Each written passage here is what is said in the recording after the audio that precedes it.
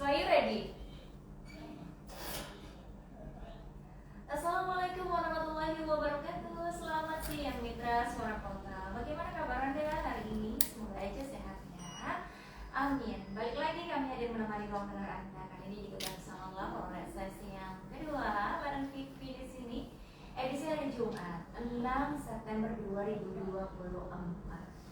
Masih bernuansa semangat ya, karena memang lepas dari kemarin semangatnya nggak mungkin pudar ya, masih bersemayam di jiwa dan raga umatnya. Apalagi nih kita lagi merayakan yang namanya Hari Jadi Kota Probolinggo yang ke-665. Banyak ragam hiburan digelar untuk memeriahkan hari atau dirgahayu lah ya, dirgahayu Kota Probolinggo yang ke-665. Baik mitra Suara Kota, seperti biasa di hari Jumat kami hadirkan kembali ruang dialog interaktif kita, Klinik Udara bermerek Sudi Dr. Muhammad Saleh yang juga akan berbagi informasi penting seputar dunia kesehatan. Nah, ini selalu ditunggu-tunggu sama masyarakat Kota Probolinggo dan sekitarnya. Anda juga bisa mendengarkan siaran kami melalui streaming radio Suara Kota ya, melalui Radio Garden bisa, jadi nggak perlu bawa kemana-mana radionya ya, melalui HP, Android udah bisa dengarkan dimanapun Anda berada, kapan saja gitu. Anda ada di Tiongkok bisa, Anda di Turki bisa ya, Anda di Palestina bisa asalkan punya kuota ya. Dan kita juga siarkan secara langsung melalui kanal Instagram dari Sudi Dr. Muhammad Saleh secara live ya.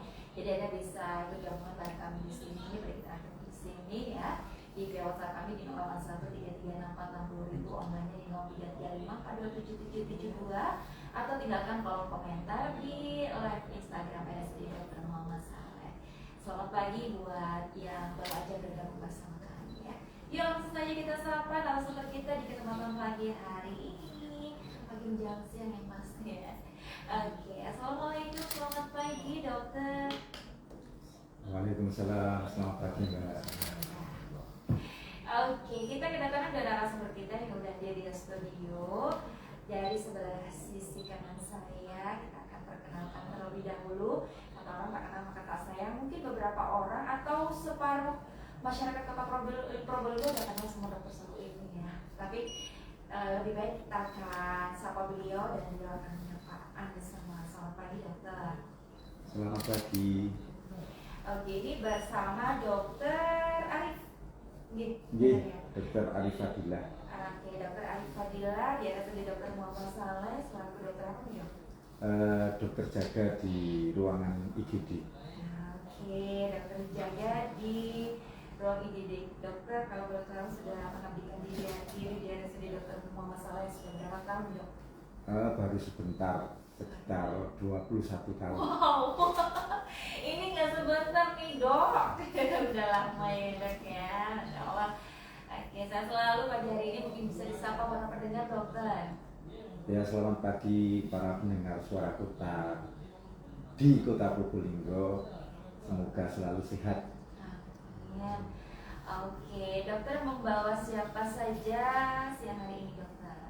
Ya, kebetulan saya ditemani oleh Mas Bambang. Beliaunya ini cukup pengalaman di bidang kegawat daruratan.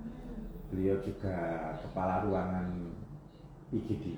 Jadi nanti kalau ada pertanyaan, beliaunya cukup kompeten lah untuk menjawab itu. Oke, ngomong-ngomong terkait sama IGD, kayak roma-romanya nih kita akan ngebahas seputar IGD nih.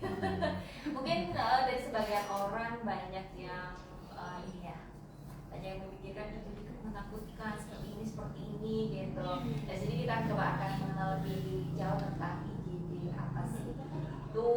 Kemudian orang yang masuk IGD itu yang seperti apa sih gitu ya, nanti penanganannya seperti apa ya, kita akan simak langsung ya penjelasan dari beliau berdua.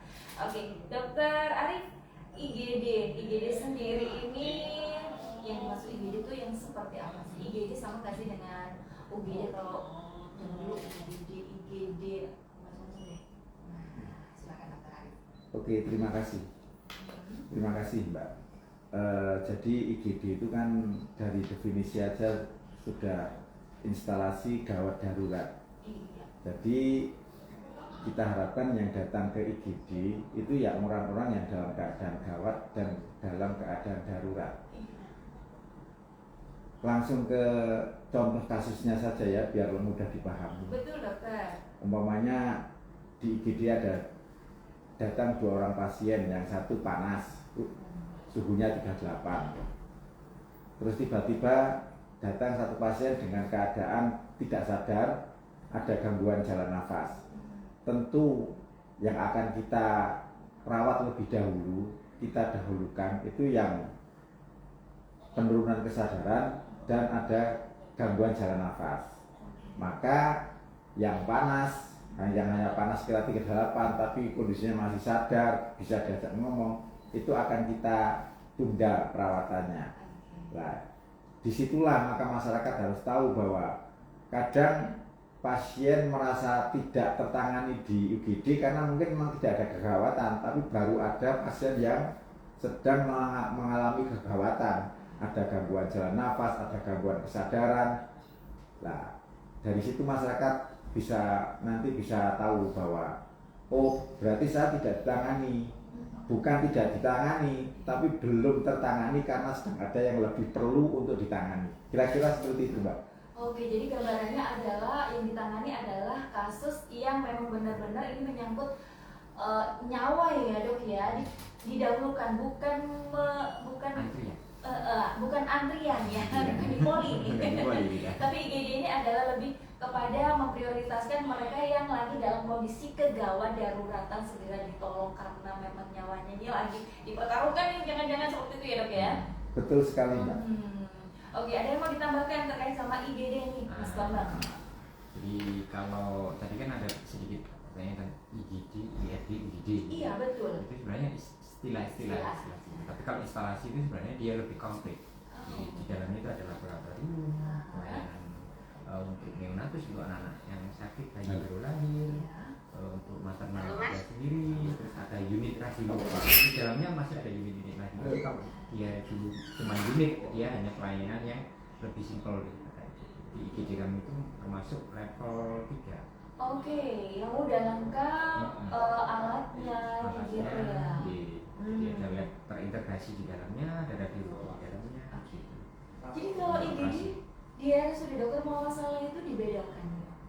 Misalnya IGD untuk kasus yang maternity mau melahirkan, kasus anak-anak, kasus kecelakaan, itu memang dibedakan. Jadi untuk roomnya aja, ruangan. Jadi di situ kan kita ada ruang triase, awalnya kita triase, kita tentukan kegawatan pasien dulu. Ketika dia harus ditangani dulu, kita akan melakukan di resusitasi. Tapi kalau dia maternal, kita masukkan ke ruang maternal, karena di situ alatnya dikhususkan, dikumpulkan jadi satu, termasuk alat-alat KDG untuk observasi bayi, manajemen bayi, ibu, dan sebagainya di situ. Oke, jadi awal mulanya dalam masuk IGD dulu, kemudian diobservasi gitu sama petugas. Ini masuk kemana gitu? Tadi namanya ada triase. Triase namanya. Oke, ini bisa dijelaskan secara konkret triase yang bagaimana? Nah, gitu. Jadi menarik sekali. Triase itu adalah teknik untuk prosedur pemilahan pasien berdasarkan kegawatan. Jadi yang kita adop itu adalah punya Australian Triage, ya. Jadi ada pasien yang DOA, Death on Emergency. Jadi dia Death on Arrival. Jadi DOA, Death on Arrival itu dia datang ke meninggal. Jadi itu kita enggak di selainnya ya diperiksa, habis itu narik kamar mayat. Jadi kriteria yang ke P3, prioritas 3 itu prioritas pasien-pasien yang tidak memerlukan penanganan gawat darurat. Jadi masih bisa delay. Kalau dari time managementnya dia itu bisa delay sampai 60 menit. Jadi bisa ditangani maksimal 60 menit untuk delaynya. Jadi bukan berarti kita nggak nangani ya, tetap kita periksa dokter dulu, ketemu dengan dokter, periksa ini P3, boleh nanti di P3 dulu, kita tahu bahwa P3 itu ada petugasnya, maka dia prioritas yang ketiga. Dan nanti prioritas 2 itu pasien yang emergent atau ada yang tidak gawat tapi dia darurat, ada yang dia gawat tapi tidak darurat. Ya, misalnya luka robek, kena kosong tapi kena perdarahannya agak hebat, banyak, segera ditangani. Itu namanya darurat, tapi tidak ada gawatan. Gawatan nafas tidak ada, gawatan kesadaran tidak ada, itu pasien-pasien itu juga biasanya bisa kita tangani sekitar 15%. Standarnya yang ini ya, Australian Trias itu. Untuk yang pasien P1 dan resus ini, kalau yang resus itu harus 0 menit. Jadi dia datang langsung kita lakukan semua tindakan langsung ya. Itu ya, makanya seperti beliau dokter tadi bilang, kalau ada pasien yang penguat kesadaran itu sudah masuk P1 atau resus. Kalau dengan kekhawatiran sumbatan jalan nafas, maka kita masukkan dia langsung di resus. Nggak peduli dia ini, kita bebaskan jalan nafas dan sebagainya, ya itu respon lainnya normal. Itu kalau P1 bisa sampai 6 menit boleh, tapi kalau yang resus itu normal harus dijalankan. Makanya kadang-kadang, mas aku kok ditinggal, saya kok ditinggal. Makanya yang pasien-pasien P2 kita tinggal dulu, bukan berarti kita tinggal kita habis. Nah, kita tangani dulu yang P1. Jadi bukan berdasarkan antrian. Iya. Jadi mungkin para masyarakat kota Polri harus perlu dipahamkan ini kan, bukan tidak dilakukan segera penanganan, akan tetapi dilihat secara kondisi. Mungkin ada yang lebih butuh penanganan segera, tapi P1 gitu ya. Jadi harus dilakukan segera karena memang kegawat daruratannya. Nah, ada tingkatannya. Ya, gitu ya Mas Tommy. Ada tingkatannya memang. Oke, secara prosedur nih. Misalnya P1 nih dok. Nah, pasien udah masuk nih IGD, udah diobservasi, oke, masuk P1. Kemudian dilakukan apa lagi? Pada prinsipnya di IGD itu penanganan di P1 itu mesti kita lihat itu ABC-nya Pak, istilahnya gitu. Bukan kecap ya ini. Bukan merek sesuatu loh, sorry kalau saya begitu. Tapi istilah biasa kita gunakan itu istilahnya RW, breathing sama sirkulasi Pak. Jadi RW-nya gimana, jalan nafasnya, pernafasannya gimana, sama sirkulasi itu berkaitan dengan tekanan darah, nadi dan lain sebagainya. Itu bagaimana? Kalau semuanya aman ya, setelah semuanya ini baik, kalau memang butuh perawatan beliau kita pindah ke ruangan. Bisa ICU, bisa ICU, atau bisa ruangan biasa. Jadi tergantung nanti respon terhadap penanganan saat di IGD pada pasien yang gawat darurat tersebut. Kalau memang butuh operasi segera, umpamanya dia datang kecelakaan dengan perdarahan hebat, ada fraktur patah tulang terbuka, biasanya setelah pasiennya itu stabil, ya bisa dilakukan langsung tindakan operasi situ saat itu juga. Terus memang masyarakat perlu tahu tentang IGD ini biar tidak salah paham. Nanti merasa IGD itu melantarkan pasien dan lain sebagainya. Jadi perlu dibanggakan bahwa pasien yang datang ke IGD ya bukan pasien poli yang jelas.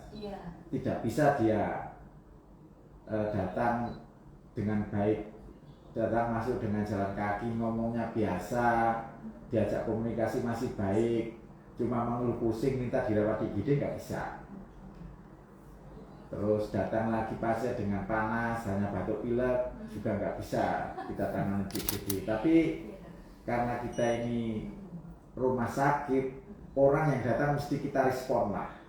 Cuma responnya kan beda-beda. Jadi semoga masyarakat nanti lebih tahu lah, kapan sih kita harus ke IGD itu kapan? Apa yang harus ke IGD? Kenapa saya harus ke IGD itu mungkin masyarakat nanti juga harus tahu. Biasanya ya berkaitan dengan ABC tadi Mbak, gangguan jalan nafas, gangguan pernafasan, sama gangguan sirkulasi darah. Terus yang ketiga ya yang keempat gangguan kesadaran. Biasanya orang-orang seperti itu memang harus ke IGD, nggak mungkin dia akan ditangani di poli, di dokter-dokter praktek pribadi, kayaknya nggak mungkin orang-orang dengan gangguan seperti itu. Orang-orang yang datang ke poli, yang datang ke praktek pribadi dokter-dokter itu ya orang yang mengeluh pusing, pusingnya biasa saja, nggak ada apa, terus panas, batuk pilek ya keluhan-keluhan ringan. Jadi untuk keluhan yang berat yang memang mereka harus ke UGD. Kira-kira itu Mbak, mungkin Mas Bambang bisa nambahin. Oke, tadi dokter menyampaikan bahwasannya kondisi yang seperti apa sih yang harus kita segera apa namanya pergi ke IGD sendiri, kasusnya seperti apa sih, kondisinya seperti apa sih, sehingga nanti masyarakat tahu nih, lebih bisa dipahamkan. Oh sahabat bilang aja masuk. Ya. Sebenarnya di kreasi itu sudah beberapa contoh ya. Jadi ini ada untuk yang kriteria merah ya, merah itu ada gangguan ini nafas. ada ininya coloring. ya, ada Color coding. Jadi karena coding merah. Kode merah berarti tandanya dia P1 atau Yesus. Yesus. Kalau dia kuning, dia P2, prioritas 2. Kalau dia hijau, maka dia prioritas ketiga. Jadi contoh-contoh yang prioritas 1 ini ya, gangguan nafas berat banget sampai orang yang gelisah, nggak bisa duduk, nggak bisa tenang, nggak bisa tidur, gelisah banget, itu harus kita lakukan resusitasi atau dilakukan di prioritas 1. Detak jantung kurang dari 50 atau melebihi 150 kali per menit untuk dewasa gitu. Perfusi jaringan lutut, maksudnya gini, kapralnya dingin, tangannya sudah dingin, kata gitu, dingin gitu kan, ada orang yang keringat dingin, sesak gitu, itu P1. Nyeri dada yang khas, nyeri dada yang khas ini nyeri dada yang tembus ke belakang, menjalar ke bahu sampai ke lengan, bisa menjalar ke leher, itu nyeri dada yang khas dari serangan jantung. Banyak sekali yang ini. Untuk pasien-pasien yang P2 misalnya, skala nyerinya, nyeri juga ada skalanya nih, nyeri ada 1 sampai 10, yaitu di rentang 3 sampai 4 itu kita masukkan di P2. Kalau misalnya pasiennya nggak sadar nih kan, gimana cara perawatnya bertanya nih gimana? Jadi sadar nih, nyerinya sebelumnya ada nih orangnya nggak sadar, berarti masuk prioritas berapa tuh? 1? Kalau kesadaran dengan penurunan kesadaran tadi sudah jelasin dokter ya, prioritas 1 ya. Iya. Tapi kalau diteliti lagi ada memang skor nyeri orang nggak sadar itu memang ada, tapi ada teknik khusus. Oh, orang nggak sadar itu bukan berarti dia tidak mengalami nyeri, tapi ada ada teknik untuk mendekati, oh pasien ini nyerinya di skala berapa, ada untuk pasien-pasien nggak sadar. Jadi seperti itu ada sendiri. Ada sendiri ya. Penanganannya harus bagaimana? Mungkin next lanjut. Iya, baik. Untuk yang P3 nih contohnya ini, demam kurang dari 39 derajat Celcius tanpa gangguan kejang. Jadi mungkin kalau ada yang 38, ya 38 kita masih prioritaskan di prioritas 3. Kuning ya? Hijau ya. Ingat ya, tanpa gangguan kejang. Iya. Gangguan kejang dan gangguan nafas. Tapi kalau dia sudah demam, mungkin ada orang dewasa ya demam 38, tapi dia punya riwayat jantung nih. Otomatis kan jantungnya harus mengkompensasi tubuhnya untuk menurunkan panasnya gitu. Jadi jantungnya berdetaknya kencang. Nah, itu pertimbangan lagi. Kencangnya sampai berapa? Oh, kita naikkan di level P1 karena jantungnya terganggu. Jadi seperti itu. Jadi ada uptrias. Jadi secara suhu sih pasiennya nggak masalah sih, kenapa nih P3. Tapi kalau didapatkan di nadinya karena dia riwayat jantung, kita naikkan di level 1. Ada anak sama-sama kejang, sama-sama demam ya 8, satunya tidak ada riwayat kejang, yang satunya ada riwayat kejang. Nah, itu yang kita tangani dulu. Nah, dan kita prioritaskan dia untuk dapat rawat inap seperti itu. Oke. Jadi ada biasa itu tadi ya, biasa dengan kode warna. Kalau merah itu gawat daruratan, yang kuning itu darurat tidak gawat atau gawat tapi tidak darurat. Kemudian yang hijau tidak gawat tidak darurat tapi butuh penanganan. Tapi memang ada ininya ya. Mitra Suara Kota dan masyarakat Kota Probolinggo perlu dipahamkan, bukan berarti tidak diperhatikan gitu ya, tapi lihat kondisi dan situasi si pasien nih, dan ini sudah dipilah di observasi juga. Nah, kalau masa observasi biasanya di biasa yang warna hijau. Nah, hijau ini kan tergantung nih, biasanya berapa lama sih dok? Apa memang sesuai tergantung nanti pasien yang datangnya dengan kondisi yang kegawat daruratan, atau memang ini ya harus nanti aja dulu sebentar gitu.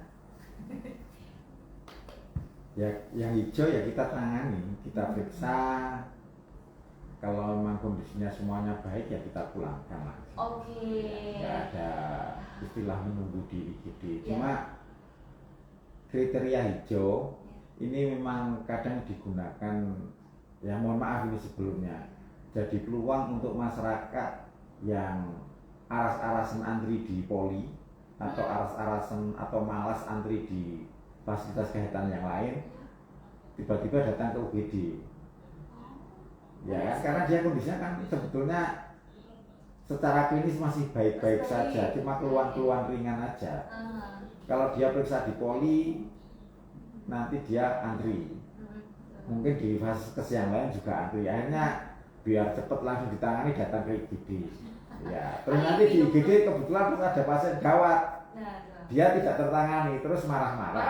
Nah, itu yang kita hadapi di UGD seperti itu, Mbak. Kadang kita susah juga sih ya, karena tidak semua masyarakat itu teredukasi dengan baik. Paham Ya. juga enggak semua orang. Kita juga paham lah dengan kondisi itu, tapi ada konsekuensinya sebetulnya. Kalau pasien hijau datang ke IGD, dia menggunakan fasilitas kesehatan yang ada, umpamanya seperti BPJS dan sebagainya, itu ada kemungkinan tidak terklaim BPJS-nya, tidak bisa dipakai BPJS-nya. Iya. Jadi dia nanti datang ke situ kalau memang kondisinya baik, ya jadi pasien umum. Ada kemungkinan dia harus bayar. Nah, ini juga jadi problem buat kita sebetulnya. Padahal saya sudah punya BPJS, Nah. kenapa nggak bisa diklaim gitu kan Ya, padahal saya sakit loh. Iya, padahal sakit loh gitu. Tapi aturan BPJS seperti itu. Oke. Jadi kadang di situ nanti ada sedikit cok. Tapi kalau yang sudah teredukasi dengan baik, Ya. biasanya mengerti dan oh iya mas, terima kasih penjelasannya gitu. Ini Tapi juga banyak nih, Dok. semuanya Betul. banyak. Banyak Dok. Semuanya kita layani dengan baik, cuma memang kadang ada misunderstanding lah bahasa Jawanya itu. Bahasa Jawa. Itu benar banget, itu Fiction.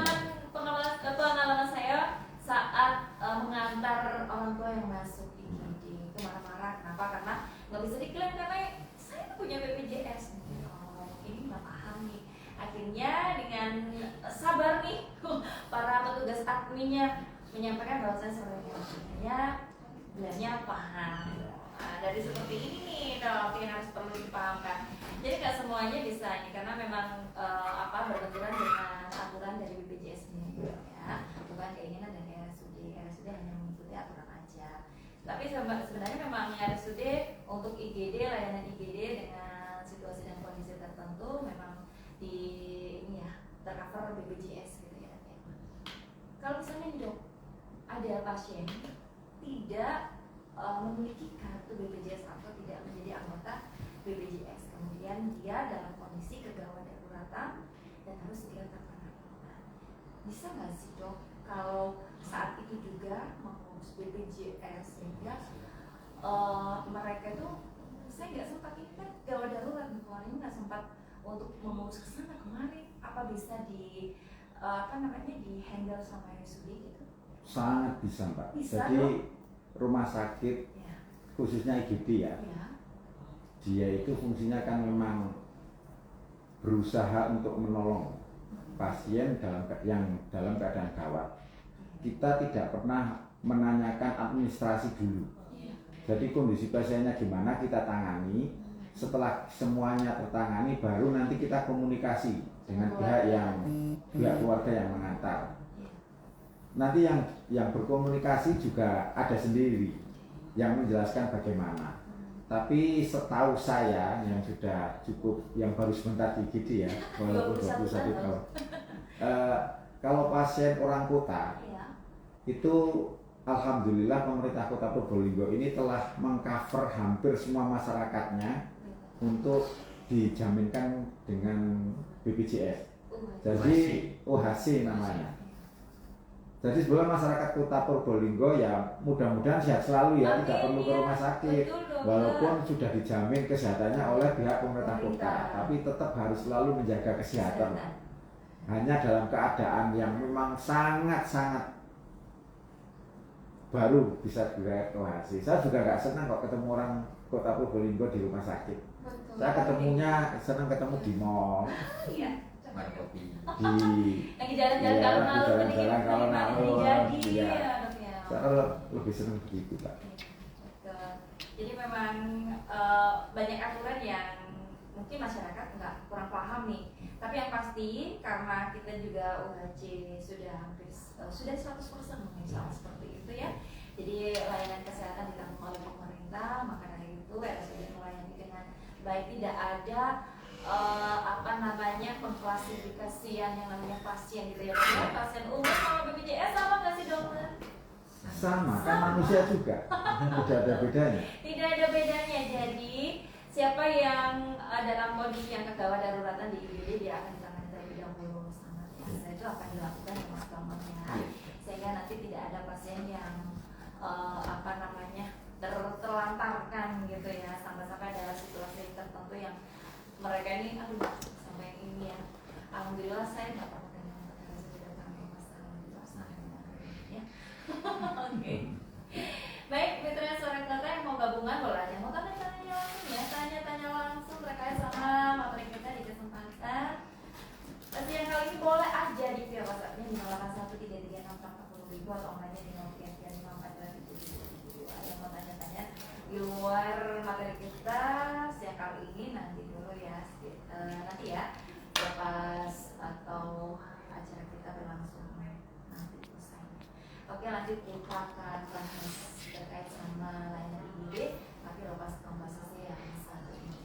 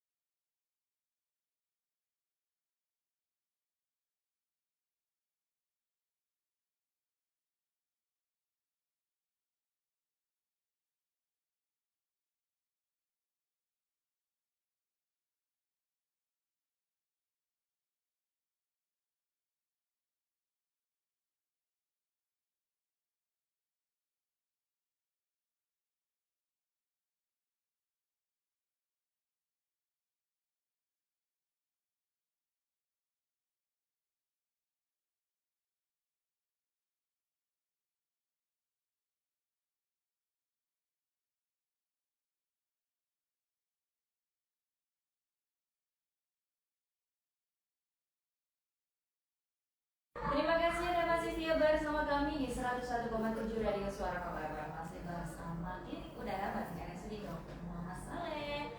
Lagi mitra Suara Kota, kita ngebahas seputar IGD. Nah, yang mau tanya-tanya boleh ya di via WhatsApp kami di 081 336 460.000, orangnya di 0335 427772, atau jika Anda saat ini tengah menyimak siaran kami secara langsung dari Instagram RSUD Dr. Muhammad Saleh, mohon silakan bisa tinggalkan kolom komentar apapun ya terkait dengan pelayanan dari instalasi gawat darurat RSUD Dr. Muhammad Saleh. Tadi kita ngebahas bareng Dr. Arif juga Mas Bambang ya, selaku kepala ruangan IGD RSUD Dr. Muhammad Saleh. Kita ngebahas sudah banyak banget terkait dengan tahapan ya. Jadi perlu diketahui bersama masyarakat Bapak Probolinggo bahwasanya untuk penanganan pasien yang masuk IGD itu ada beberapa tingkatan. Ada yang perlu diprioritaskan karena situasi dan kondisi yang secara darurat, hingga pada pasien yang masih sadar benar-benar kayak gitu. Oke, langsung aja kita kembali ke narasumber kita, Dr. Arif juga Mas Bambang ya. Oke, dokter, ini langsung aja ada pertanyaan yang masuk di dokter terkait sama pelayanan IGD RSUD Dr. Muhammad Saleh dari Bapak Wapendos ya. Assalamualaikum, mau tanya, bila ada pasien IGD masalahnya ini ada yang pasien operasi, contohnya nih ada dua contoh nih dok, pasien operasi sesar dan kecelakaan, apa petugasnya sama ya? Mohon penjelasannya. Bila terjadi pada malam hari bagaimana dong? Apakah langsung bisa tertangani atau menunggu? Gitu. Silakan dokter. Terima kasih Pak Pendos atas pertanyaannya yang cukup baik. UGD ini buka 24 jam. Di setiap shiftnya itu ada dokter, bidan, dan perawat. Jadi pasien yang mau sesar atau yang hamil dan harus dioperasi dengan sesar bisa datang, bisa dilayani di IGD. Iya. Nanti pasien hamil datang ke IGD, nanti kita lihat, kita periksa, kita lihat kondisinya. Kalau memang dia harus sesar, ya malam itu juga bisa sesar. Begitu juga pasien kecelakaan yang datang malam hari butuh operasi, malam itu juga bisa kita operasi kalau memang membutuhkan tindakan operasi. Jadi semuanya tergantung pada kondisi pasien saat datang di IGD untuk dilakukan tindakan atau tidak. Kembali lagi ke triase itu tadi. Ya, kembali ke triase tadi. Oke, jadi kalau layanan IGD itu 24 jam non-stop ya. Jadi nggak ada tutupnya dari mulai pukul 00 sampai 00 ya. Jadi nggak ada tutupnya karena ada dibagi 3 shift ya, Mitra Suara Kota, dari pagi sampai siang, dari siang sampai gimana deh shiftnya tuh? Dari pukul pagi, sore sama malam. Shift pagi, sore sama malam ya. Jadi tenang aja, pasti akan tertangani sesuai dengan situasi dan kondisinya si pasien ya. Dan itu masuk triase tadi, ada lampu, ada warna merah, kuning sama hijau ya. Oke, Pak Wapendos begitu ya. Kalau Mas Bambang mungkin ada yang mau ditambahkan terkait sama pertanyaan dari Pak Wapendos, Mas Bambang. Jadi terima kasih pertanyaannya. Jadi yang saya tangkap tadi itu kan dia apakah petugasnya sama? Betul. Gitu. Jadi kalau di UGD itu ada pelayanan jadi sebagai dokter Arif ada bidan. Bidan itu khusus untuk menangani yang kasus maternity sama kasus neonatus bayi di bawah usia 30 hari. Nah, jadi itu teman-teman dari bidannya kita sudah ada pelatihan dan sebagainya ada. Cuma nanti kalau sudah dia pindah ruangan ya beda. Beda lagi nanti. Di ruang operasinya nanti ruang operasi juga beda orangnya. Gitu.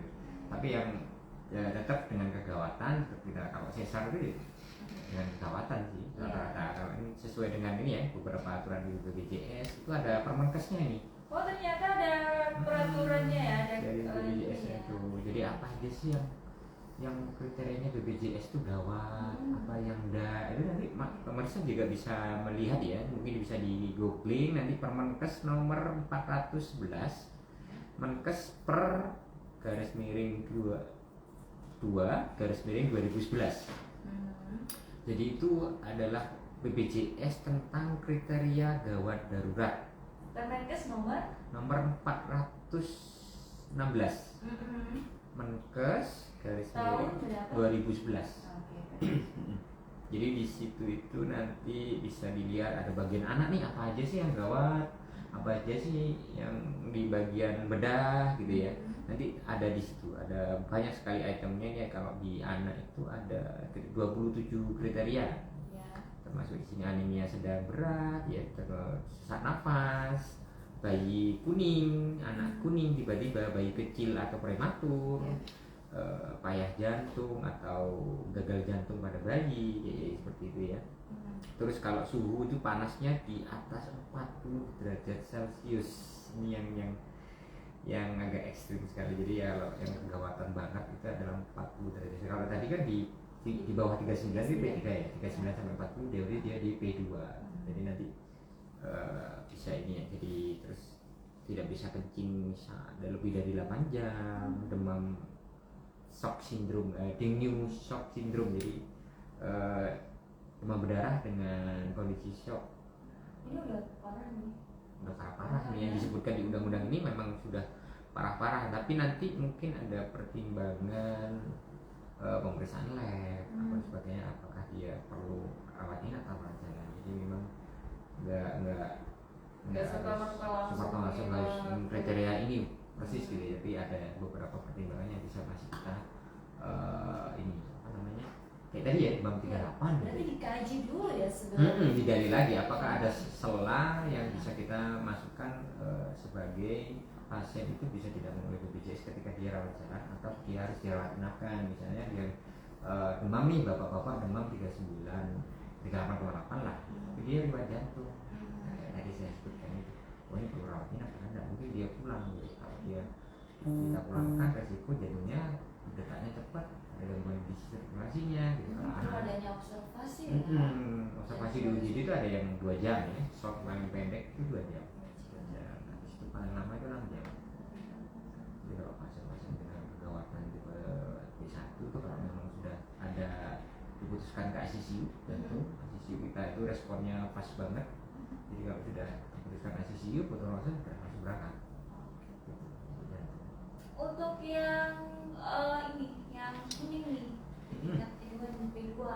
Nah, tadi dokter Arif juga sempat menyampaikan bahwasanya ada nih yang P2, kemudian kondisinya masih oke lah, aman, hanya disuruh pulang, dan ini tidak bisa ditanggung BPJS. Nah, ini ada ininya, ada Permenkesnya. Ya, itu dia tadi. yang 2011 tadi. Oke, yang 2011. Jadi mitra Surakarta mungkin pasien masyarakat Kota Probolinggo khususnya supaya tahu nih, loh kok ini disuruh pulang, ini sakit, masuk rumah sakit, masuk IGD, tapi katanya kondisinya baik-baik saja, gitu kayaknya. Sadar sih, tapi tadinya enggak, gitu. Kemudian ini suruh bayar nih, nggak ditanggung BPJS, katanya ini udah masuk ke UHC dan segalanya gitu ditanggung sama pemerintah. Nah, ini juga ada Permenkesnya. Nah, ini yang perlu diketahui. Jadi ini adalah peraturan yang memang RSUD ini ya, apa namanya, melakukannya sudah sesuai dengan aturan BPJS juga. Ada di Perpres lagi nih. Perpres Ya, ada Perpres nomor 12 tahun 2013 pasal 25 huruf B, bahwa pelayanan yang tidak dijamin adalah pelayanan yang tidak dilakukan di fasilitas kesehatan yang tidak bekerja sama dengan BPJS kecuali dalam kondisi gawat darurat. Ada yang disebutkan seperti itu. Nanti ada juga yang hati-hati yang punya hobi-hobi ekstrim. Contohnya ngetril gitu ya. Iya. Ini juga tidak ditanggung BPJS ya. Salah dewe. Hewan piaraan yang ekstrim ular. Kan ada ya? Ada. Dia kena gigit. Buaya. Buaya ada. Buaya bukan buaya darat ya. Ini kemana-mana kita. Mas Bambang gitu. Mas Bambang. Awas ada Mas Bambang di IGD. Buaya darat. Jadi memang kayak hobi-hobi yang ekstrim gitu kan. Ini yang tidak bisa ditanggung oleh BPJS ya. Kemudian apalagi nih contohnya? Sport ekstrim kayak para layang, bergurun payung gitu ya, karena ada spot ya, ada yang biasanya mungkin dari pemirsa sekalian kalau memang mau menikmati ya, baik wisata-wisata seperti kan ada ya. Nah, seperti itu dia ekstrim, mungkin dia sewa trail gitu ya, di Bromo jatuh terus udah BPJS nggak akan menang karena itu hobinya dia, para layang itu jatuh. Nah makanya nanti kalau di itu ada fasilitas asuransi nggak di sana? Betul. Nah, Kalau asuransi tanyakan. baru nih. Ya. Ya.